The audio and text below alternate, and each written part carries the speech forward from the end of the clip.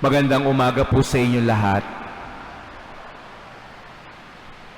Narinig natin sa Ebanghelyo ngayon na si Mateo ay tinawag ni Jesus habang siya ay naniningil ng buwis. Noong makita siya ni Jesus, siya'y tinawag at si Mateo ay sumunod. Si San Mateo, ipinakilala sa atin bilang isang naniningil ng buwis. Nung panahon ng mga Hudyo, kapag ikaw ay isang naniningil ng buwis, ang tingin sa iyo ng mga tao, ikaw ay makasalanan. Dahil yung iyong sinisingil na buwis ay higit doon sa dapat lamang ibayad ng mga tao. Kaya po nung panahon pa lamang ni Kristo, may mga korupsyon na din, no? Kumukuha sila ng sobra-sobra doon sa dapat lang binabayad ng buwis ng mga tao.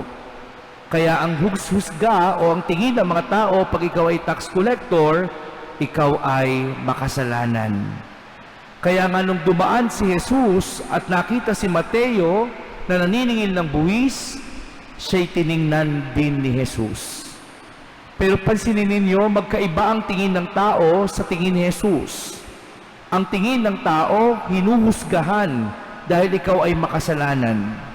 Ang tingin ni Jesus ay pagmamahal at awa. Kaya nga nung makita niya si Mateo, tinawag niya si Mateo at sinabi niya, "Sumunod ka sa akin." Dahil awa ang nakita ni Jesus, kaya tinawag niya ito at sinabi, "Sumunod ka sa akin." At si Mateo biglang tumayo at sumunod kay Jesus. At doon nagsimula ang pagbabago sa buhay ni Mateo. Kaya mga kapatid, kung ating titingnan yung tagpo na ito, marahil dito natin makikita yung tawag ng awa ng Diyos. Hindi ba't kamangha-mangha sa dami ng taong maaaring tawagin ni Jesus, bakit isa pang maniningil ng buwis na ang tingin ng mga tao ay makasalanan?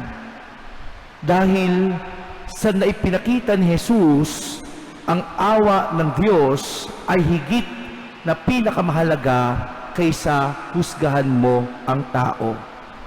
Kaya nga ang mata ni Kristo ay hindi matang mapanghusga, kundi ang matang gustong tulungan para baguhin ang isang tao mula sa pagkakamali at pagkakasala. Kaya nga si Mateo, dahil siya'y tiningnan ni Jesus, siya ay binigyan ng pag-asa.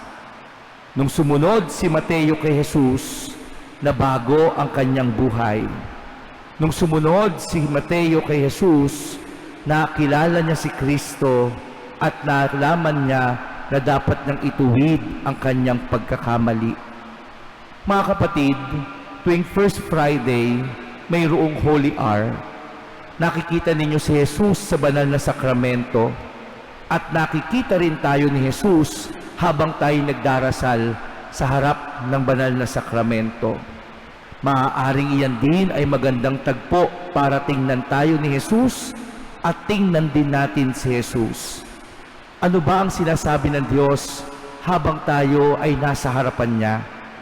Ano ba ang gusto niyang sabihin sa atin habang nakatingin siya sa atin at nagdarasal? Ano ang gustong ipagawa sa atin ni Jesus kapag tayo ay nagdarasal sa harapan niya at nakatingin siya? Marahil, katulad ng sinabi niya kay San Mateo, "Sumunod ka sa akin." At sana, kapag sinabihan tayo ng Diyos na sumunod, ito yung simula ng ating pagtayo at paglapit sa Kanya para baguhin ang ating mga pagkakamali, ituwid ang ating mga buhay, at ipakita ng may pananampalataya na tayo ay tunay na nagmamahal at sumusunod sa ating Panginoon. Amen.